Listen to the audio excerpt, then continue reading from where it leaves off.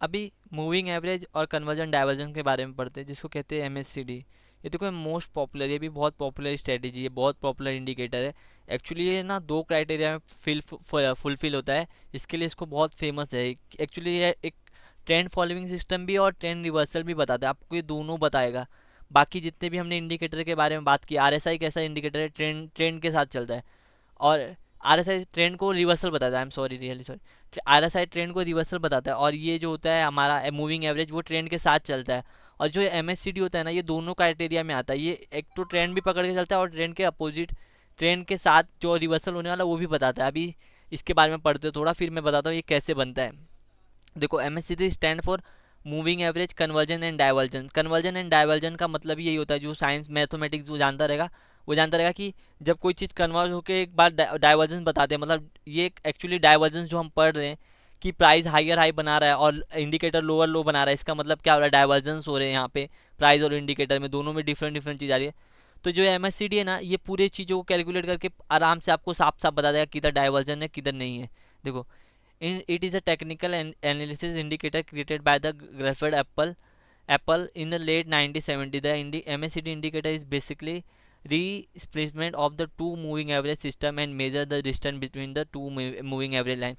ये देखो एक्चुअली बनता कैसे, ये दो मूविंग एवरेज से बनता है। पहले क्या होता है, एक 12 डे का मूविंग एवरेज लेते हैं क्लोजिंग प्राइस से। हाँ, 12 डे का मूविंग एवरेज, वो भी ईएमए लेते हैं, सिंपल मूविंग एवरेज नहीं, एक्सपेंशन मूविंग एवरेज लेंगे। फिर 26 दिन का एक्सपेंशन मूविंग एवरेज लेंगे, फिर ये दोनों को सब्ट्रैक्ट करेंगे। उसके बाद जो अमाउंट आएगा ना, उसको वो एक मूविंग एवरेज बनेगा। और उसके बाद जो एक 9 दिन का पीरियड का मूविंग एवरेज लेंगे, ये दोनों का लिया जाएगा। उस एक को कहा जाता है स्मूथ लाइन, एक को कहता है फास्ट लाइन। स्मूथ लाइन क्या होती है, 26 दिन और 12 दिन का जो सब्ट्रैक्ट करने के बाद जो एवरेज आएगा मूविंग एवरेज, ध्यान से समझो। पहले 12 दिन का एक्सपेंशन मूविंग एवरेज लेते हैं, फिर ये 26 दिन का लेते हैं, फिर दोनों को सब्ट्रैक्ट करते हैं, फिर जो मूविंग एवरेज बना उस एवरेज को पकड़ा जाता है। और उसके बाद उसको नाइन और ये दोनों दो एवरेज रहते हैं, दो लाइन रहती है इसमें। एक्चुअली अभी मैं देखो पिक्चर में दिखा था, नीचे देखो दो लाइन दिख रही है, एक ब्लू और एक रेड। तो एक लाइन को जो जो 9 डे का है ना, 9 डे का पीरियड का एक्सपेंशन मूविंग एवरेज है ना, उसको कहते हैं फास्ट लाइन। और जो ये दोनों के सब्ट्रैक्ट करने के बाद होता है उसको कहते हैं, देखो this is the fast line and moving average and the abstract fast line, this is the follow system. उसको कहते हैं फास्ट लाइन और सिग्नल लाइन। देखो अभी क्या होता है, the MACD does not complete fall into the either trend leading indicator or the trend following indicator। ये क्वेश्चन आएगा ही आएगा, शॉर्ट का मार्क कर लो। देखो कि MACD किस क्राइटेरिया में फुलफिल करता है। अब ये दोनों है, ये हाइब्रिड मोड है। इसमें देखो नॉट कम्प्लीटली फॉल करता है, ना कि मतलब कम्प्लीटली फॉल नहीं करना। अभी ये क्वेश्चन देखो कंफ्यूज कर रहा है इधर भी। ये क्या बोला है ना, ये तो एक कम्प्लीटली मूविंग एवरेज, ये ट्रेंड फॉलोइंग है मूविंग एवरेज है ना, ये कम्प्लीटली ट्रेंड रिवर्सल है। इसका मतलब ये क्या है, ये हाइब्रिड है। तो क्वेश्चन पूछेगा कि क्या चीज़ हाइब्रिड, मतलब क्या चीज़ दोनों क्राइटेरिया में फुलफिल नहीं करती है, फुलफिल नहीं करेगी, ऐसा क्वेश्चन पूछेगा। इसका भी आंसर MACD ही रहेगा। और अगर फुलफिल करती है दोनों क्राइटेरिया, इसका भी आंसर MACD होगा। तो कंफ्यूज जरा भी मत होना, जो भी ऐसा क्वेश्चन आएगा उसका आंसर MACD ही है। देखो, it is a fact a hybrid with while eliminate of the both the MACD is comparing two line, fast line and slow line आ सिग्नल लाइन। देखो the there those are the easy to identify, the slow line will be the smooth of the two. देखो जो slow line रहेगी ना, वो दोनों को smooth करके बताएगा कि आपको कैसे पोजीशन मिलेगा। अभी देखो यहाँ पे मैं पिक्चर देखेंगे तो अच्छे से समझेगा। देखो अभी सिग्नल्स कैसे मिस में पता है, इसमें क्रॉस ओवर होता है, क्रॉस ओवर एंड डाइवर्जेंस, जैसा मैंने कहा। देखो मतलब जब फास्ट लाइन स्लो लाइन को नीचे से इंटरप्रेट काट के ऊपर जाएगी ना, फास्ट लाइन ऐसा, स्लो लाइन तो सिंपल मूविंग एवरेज चल रहा है हमारा 9 दिन का। अब जब वो सब्ट्रैक्ट की हम 22 दिन और 26 दिन को, 12 दिन और 26 दिन को, वो जब नीचे से अब सब्ट्रैक्ट की ना, तो एक बाई सिग्नल जनरेट होता है। और जब वो ऊपर से सब्ट्रैक्ट करेगा तो फिर क्या होगा, काटेगा, इसको क्रॉस करेगा तो एक सेल सिग्नल जनरेट होगा। और एक बीच में लाइन होती है, देखो यहाँ पे इसको कहते हैं कि ये मिडल लाइन होती है, इसके ऊपर है तो हिस्टोग्राम्स भी बनते हैं इसमें। देखो ये हिस्टोग्राम्स बोलते हैं इसको। ये बताते हैं दिन में वॉल्यूम्स कितने आए, आपको पता चलेगा कि हाँ अगर ये हिस्टोग्राम राइजिंग हो रहे और नीचे से क्रॉस ओवर हो रहा है, इसका मतलब क्या, बाइंग का सिग्नल बहुत अच्छा बन रहा है। देखो यहाँ पे देखो ये पोजीशन देखो, यहाँ पे क्रॉस ओवर हो रहा है और हिस्टोग्राम देखो धीरे धीरे बढ़ रहे हैं। यहाँ पे देखो ट्रेडिंग वॉल्यूम्स बढ़ के ये स्टॉक ऊपर गया है। अभी तो ऊपर से क्रॉस ओवर कर रहा है, वॉल्यूम थोड़े थोड़े नीचे साइड के इंक्रीज हो रहे हैं, मतलब क्या हो रहा है, नीचे जाने के चांसेस बन रहे हैं। और सेम यहाँ पे देखो ये ऊपर से क्रॉस ओवर हुआ और यहाँ पे वॉल्यूम्स देखो कितने बड़े बड़े हिस्टोग्राम्स बन रहे हैं। और ये भी एक क्राइटेरिया है। देखो ऐसे होता है MACD, बहुत इंपॉर्टेंट इंडिकेटर है। एक्चुअली बहुत वर्क होता है ये मार्केट में, इसमें बहुत ज़्यादा ट्रेड लेते हैं बहुत लोग। देखो अब MACD के बेनिफिट्स क्या क्या है। देखो The importance of MACD line is fact that it could be take into the account to expect of both movement trading and one indicator. As a trend following indicator, it would be not be wrong for very long. Those use the moving average ensure that the indicator will be actually follow the movement of underlying security by using a expansion moving average as opposite simple moving average. Some legs has been taken out as a movement indicator. MACD has ability to foreshadow the moves in the underlying security. MACD divergence can be key factor for predicting a trend change. जो इसमें diversion मिलते हैं ना MACD में, actually आपको साफ साफ clear कर दिख रहा है कि आपके पास 12 डे का मूविंग एवरेज 26 डे का सब्ट्रैक्ट करके एक मूविंग एवरेज है, आपके पास 9 दिन का EMA है। तो इससे क्या होता है, आपके पास ना क्लियर पिक्चर दिखती है कि आने पिछले कितने दिन, मतलब हमारे पास एक महीने के पीछे पिक्चर दिखती है कि एक महीने में क्या हुआ है स्टॉक के मूविंग एवरेज और में। तो क्या होता है, जैसे क्रॉस ओवर होता है ना, बहुत अच्छा सिग्नल मिलता है यहाँ पे। देखो अब इसके यूजेस क्या क्या हो सकते हैं। देखो ये ग्रेट सोर्स हो सकता है मूविंग एवरेज क्रॉस ओवर से, मतलब जो मैंने कहा कि मूविंग एवरेज अगर एक दूसरे को काट रहे, मतलब 26 और 12 दिन वाला मूविंग एवरेज अगर नीचे से 9 दिन को काट रहा है, मतलब अच्छा बाई सिग्नल मिल रहा है, और अगर सेम चीज़ ऊपर से हो रही है तो फिर सेल सिग्नल मिल रहा है। और फिर सेंट्रल लाइन क्रॉस ओवर भी होता है, मतलब अगर सेंट्रल लाइन यहाँ से उस सेंट्रल लाइन से मूविंग एवरेज ऊपर जा रहे हैं, मतलब क्रॉस ओवर भी करके नीचे से और ऊपर जा रहे हैं, इसका मतलब क्या है, सेंट्रल लाइन क्या है, ये नेगेटिव, ये नेगेटिव जोन है, ये पॉजिटिव जोन है। अगर कोई चीज़ नेगेटिव से पॉजिटिव में जा रही है तो ये बहुत अच्छी सिग्नल है, बाई सिग्नल होता है। और फिर इसमें भी डाइवर्जेंस होते हैं, डाइवर्जेंस लाइक कि स्टॉक नीचे गिर रहा है और आ रहे, वो दोनों लाइन एक दूसरे को इंटरसेप्ट करके ऊपर भी जा रही है, तो एक डाइवर्जेंस ये भी क्रिएट होता है। अभी देखो क्रॉस ओवर यहाँ पे देखो लिखा है, देखो the MACD prove the most effective wide issuing trading strategy trading market we will be first consider the use of two MACD line the signal and go long when the short are provided by crossing the fast line and slow line. The basic MACD trading rule as follow. देखो जब go long when the fast line cross the above the slow line, जब नीचे से consider हुआ, जैसे मैं आपको ये चीज़ पहले ही बताया कि 12 डे और 26 दिन का जो मूविंग एवरेज है, अगर ये नीचे से 9 दिन के मूविंग एवरेज को काट रहा है, इसका मतलब क्या है कि यहाँ पे बाय का सिग्नल जनरेट हो रहा है। और हिस्टोग्राम्स को भी देखने का, हिस्टोग्राम्स की बन रहे कि नहीं है, पॉजिटिव बन रहे कि नहीं हिस्टोग्राम। और सेम चीज़ अगर ऊपर से इंटरसेप्ट करके नीचे आ रहा है, इसका मतलब देखने का कि हाँ नीचे से बन रहे कि नहीं, वो भी हो सकता है। दोनों चीज़ देखा जाए अच्छे से, क्रॉस ओवर देख के चेक किया जाता है। इसमें देखो यहाँ पे बहुत अच्छे से समझाया गया है। देखो MACD हिस्टोग्राम देखो, हिस्टोग्राम्स देखो ध्यान से, यहाँ पे देखो व्हेन द 12 पे moving average below zero line. अब ये सेंट्रल लाइन क्रॉस ओवर क्या होता है, जैसे देखो अब bullish central line cross over acquire when MACD move above the zero line, ये जीरो की लाइन है, जब इसके ऊपर मूविंग एवरेज जा रहे हैं दोनों, इसका मतलब क्या हुआ, नेगेटिव से हम पॉजिटिव की ओर जा रहे हैं, तो हमको बाइंग की सिग्नल, बाइंग की ट्रेड बनाने चाहिए। सेम ऐसे ही अगर ऊपर से नीचे साइड आ रहे हैं, नेगेटिव के जोन में आ रहा है, अब सिंपल ही समझो, ये जीरो है, ऊपर पॉजिटिव नीचे नेगेटिव, अगर ये ऊपर जा रहा है इसका मतलब क्या हो रहा है, दोनों लाइन ऊपर जा रहे हैं क्रॉस ओवर करके, इसका मतलब पॉजिटिव सिग्नल जनरेट हो रहा है। अगर दोनों लाइन नीचे आ रहे हैं तो फिर नेगेटिव सिग्नल जनरेट हो रहा है। तो वो यही कहना जा रहा है। देखो this is clear indicate the movement has change from the negative to positive bullish market after a positive divergence bullish moving average cross over the central line cross over can act as a confirmation signal. जैसे मैंने कहा देखो अगर नीचे से cross over हो रहा है और अगर पॉजिटिव जोन में जा रहा है तो नीचे से तो कन्फर्मेशन मिला, ऊपर से भी मिल रहा है, मतलब हमारा जो ट्रेड होगा वो और ज़्यादा कन्फर्मेशन से हम कर सकते हैं। देखो offers three signal moving average cross over are the probably the second most common signal a bearish central line crossover acquire when the MACD move below the zero into the negative territory। जैसा मैंने कहा कि ऊपर से भी हो सकता है।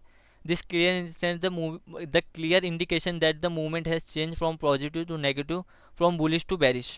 जैसा मैंने कहा आपको पहले, अब इसमें भी डाइवर्जेंस होता है। देखो डाइवर्जेंस हर इंडिकेटर में होता है, बस ये देखने वाले के कि कैसे वो देखता है। और मैं चाहता हूँ कि आप लोग जाके ये ट्रेडिंग व्यू पे यूज़ करो, आप जाके लाइव मार्केट में चेक करो कि कैसे होते हैं डाइवर्जेंस, कैसे होते हैं, बिकॉज बिना लाइव मार्केट में यूज़ किए आप नहीं समझ पाओगे डाइवर्जेंस कैसे होते हैं। ये इसमें भी डाइवर्जेंस सेम ही होता है। अगर यहाँ पे प्राइस हायर हाई बना रहा है और वो लोअर बना रहा है, इसका मतलब क्या है, फिर बेरिश डाइवर्जेंस हो गए। और प्राइस अगर हायर हाई बना रहा है और ये लोअर लो बना रहा है, इसका मतलब क्या हो गया, नेगेटिव डाइवर्जेंस।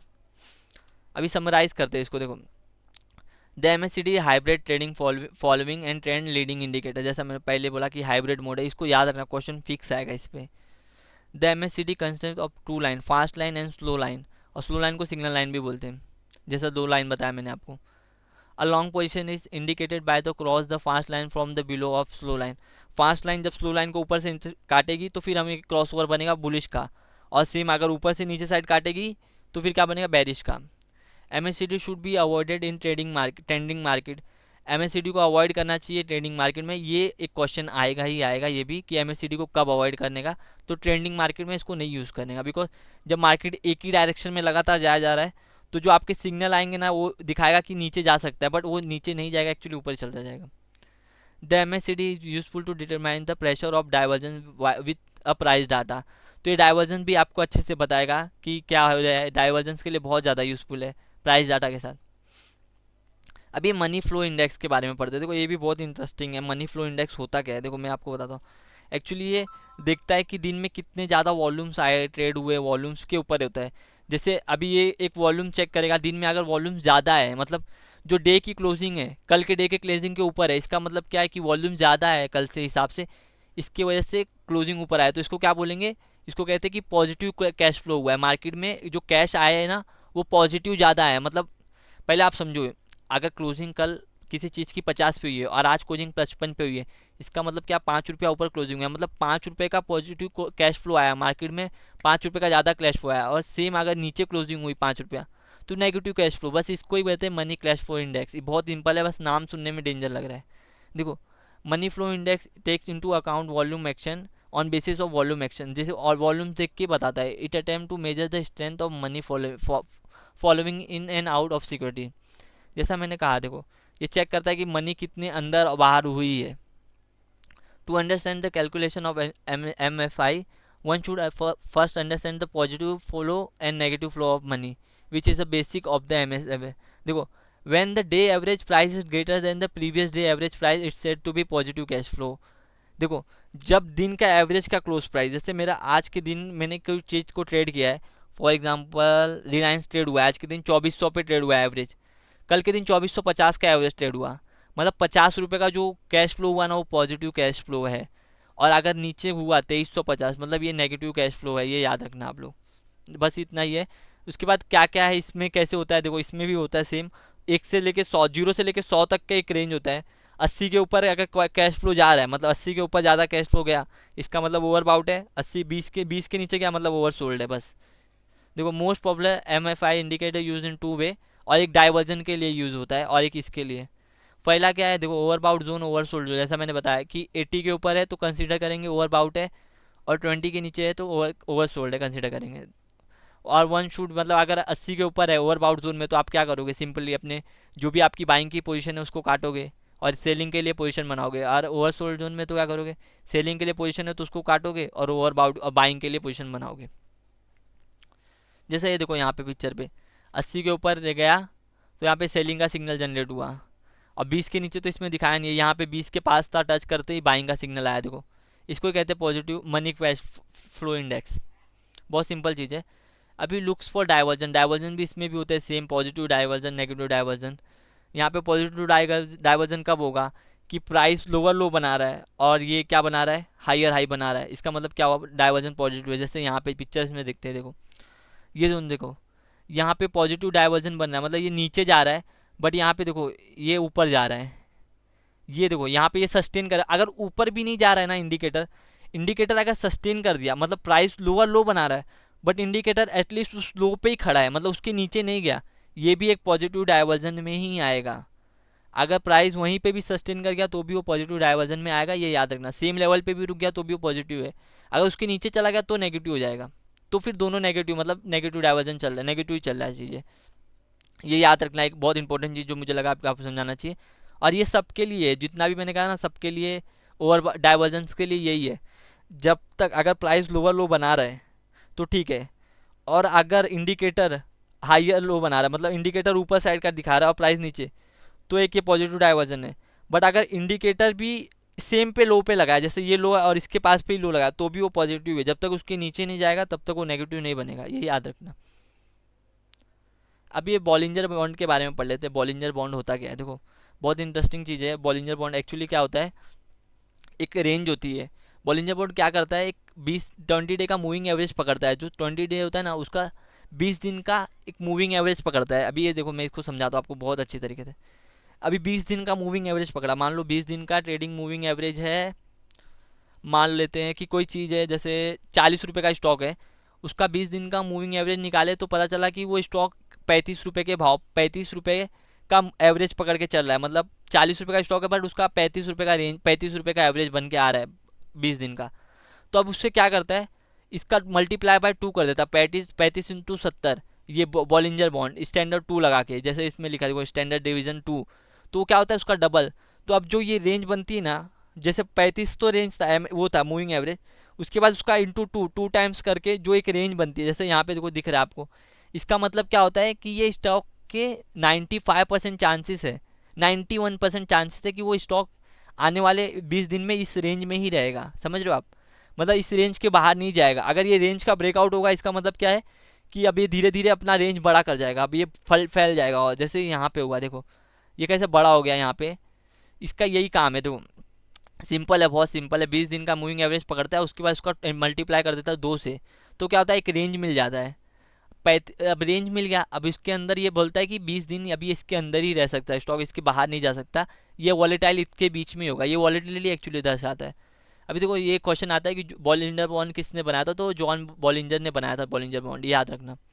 देखो is concern with 20 period simple moving average which upper lower band, the upper band is two standard divergence above the moving average and simply lower bound is a two divergence of below moving average, this is make the band dynamic and adaptive volatility. जैसे मैंने बोला देखो, ये जैसे simple language में मैंने बोला कि इंटू 2 टाइम्स करता है, तो ये ऊपर साइड की वॉलेटिलिटी, ये नीचे साइड की, मतलब स्टॉक इसके बीच में मूवमेंट करेगा, ऐसा बताता है। अभी इंटरसेप्शन पढ़ लेते हैं। देखो क्या क्या इंटरसेप्शन है इसके।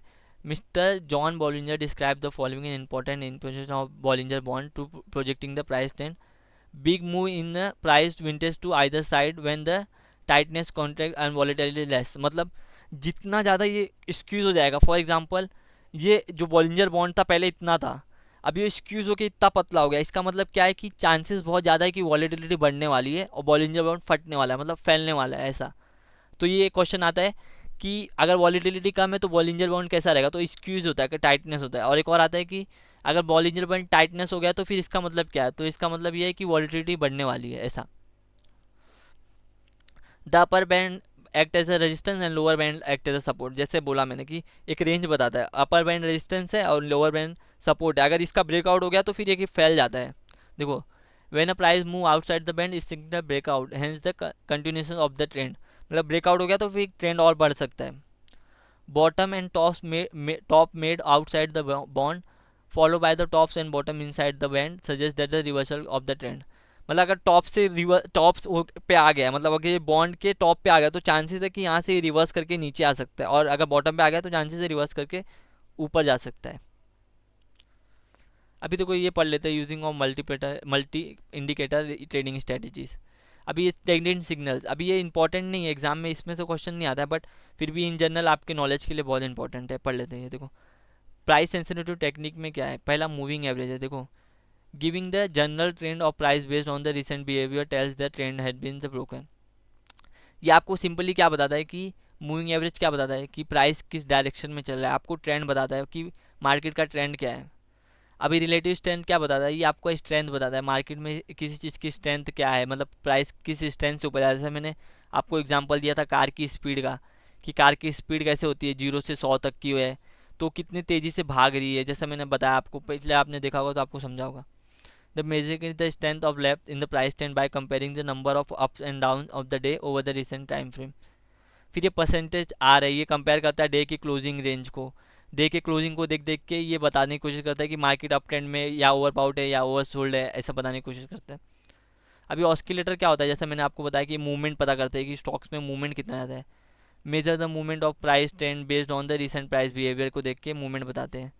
अभी स्टॉक स्टिक क्या है, देखो ये कंबाइन करता है indicator like moving average and relative strength में, मतलब जैसे यही सब सेम ही ऑस्किलेटर में आते हैं, रिलेटिव स्ट्रेंथ, आरएसआई, स्टॉकिस्टिक, ये सब बताने की कोशिश करते हैं कि स्टॉक ओवरबाउट है कि ओवर सोल्ड है, यही सब चीज़ें होती है।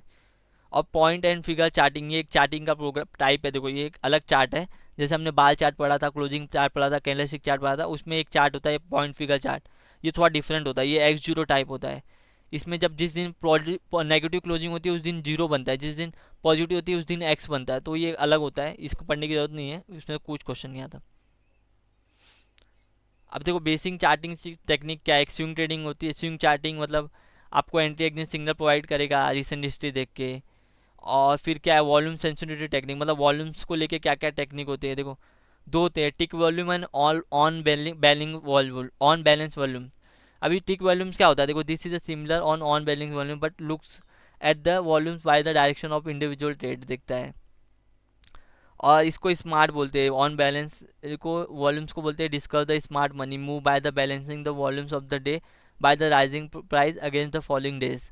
मतलब कंपेयर करता है कि कितने दिन मार्केट ऊपर था, कितने दिन मार्केट नीचे था, और उस हिसाब से वॉल्यूम्स देख के बताने की कोशिश करता है कि वॉल्यूम्स कैसे हैं।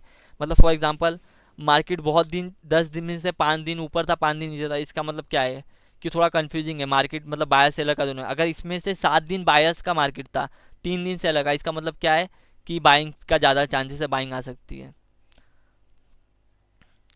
अभी ट्रेंडिंग मार्केट टूल किट क्या हो सकते हैं, देखो जो ट्रेंडिंग मार्केट में यूज़ किए जा सकते हैं जैसे टिल क्या है, मूविंग एवरेज है, आर एस आई और ऑस्किलेटर है जिसमें हम पता कर सकते हैं कि ओवरबाउट ओवर सोल्ड है कि नहीं। स्टॉक ट्रिक का पता कर सकते हैं, सेल क्रॉस ओवर मिलता है हमको डाउन साइड अप साइड का लिए। और ऑन बैलेंस वॉल्यूम्स देख सकते हैं कि ट्रेंडिंग मार्केट में कितने दिन ज़्यादा वॉल्यूम्स किस साइड आए, वो सब के लिए कंफर्मेशन मिलता है। और ये इलियट वेब थ्योरी, ये तो इसके बाद का चैप्टर है, छठा चैप्टर है शायद इलियट वेब थ्योरी। बहुत अच्छा चैप्टर है और बहुत कुछ है उसमें सीखने को। वो चैप्टर गलती से भी मिस मत करना, क्योंकि मार्केट में वो थ्योरी बहुत पहले की थ्योरी और आज भी वैसे ही वर्क करती है जैसे पहले करती होगी, बिकॉज एकदम परफेक्ट थ्योरी है वो। अभी बुल मार्केट के टूल किट्स क्या होते हैं, देखो मूविंग एवरेज देख सकते हैं बाय साइड के लिए, आरएसआई को देख सकते हो ओवर सोल्ड जानने के लिए, ओवरबाउट जानने के लिए, स्टॉक का भी सबका काम ऑलमोस्ट सेम ही है। और on balance bear market tool kit, इसके क्वेश्चंस आएंगे नहीं मार्केट उसमें एग्जाम में, टेंशन मत लियो। ये सिर्फ एक इन जनरल आपको बताने के लिए चीज़ें हैं कि मतलब आप बेयर मार्केट में क्या टूल किट यूज़ कर सकते हो, बुल मार्केट में क्या यूज़ कर सकते हो।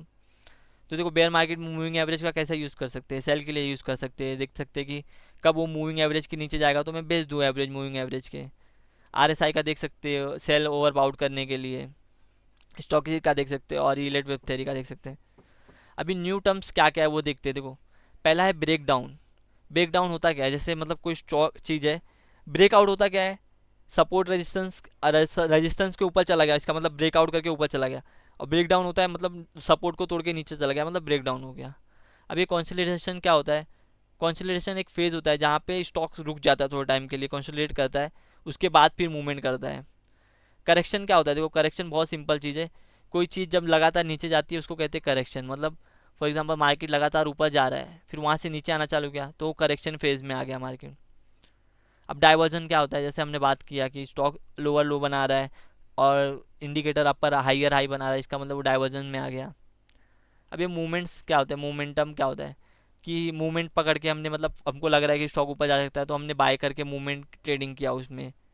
अभी मूविंग एवरेज होता है जो मैंने बताया कि एवरेज पता करने की कोशिश की है कि स्टॉक किस एवरेज से ऊपर जा रहा है या नीचे जा रहा है, मूव कर रहा है किस एवरेज से। अभी ओपन इंटरेस्ट क्या होता है, देखो ओपन इंटरेस्ट बेसिकली क्या होता है कि किसी स्ट्राइक प्राइस पे कितने ओपन पोजीशंस खड़ी ऑप्शंस में होता है, ये ओपन इंटरेस्ट सिर्फ ऑप्शन में ही निकलेगा।